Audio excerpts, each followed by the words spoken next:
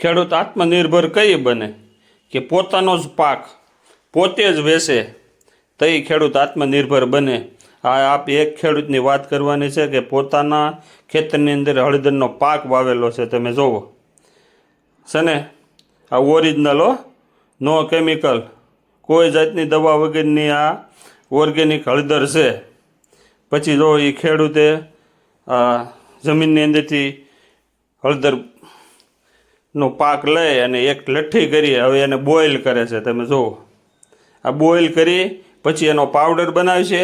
તમારે શુદ્ધ અને સારી અને સારું ક્વોલિટીવાળી હળદર ખાવી હોય તો ડિસ્પ્લે ઉપર નંબર આપેલો છે, તેમાં કોન્ટેક કરી અને મગવી લેજો। કોઈ પણ સિટીની અંદર, રાજકોટ, સુરત, અમદાવાદ, અંકલેશ્વર, ભરૂચ, તમે ડિસ્પ્લે ઉપર નંબર આપેલો છે તેમાં કોન્ટેક કરજો।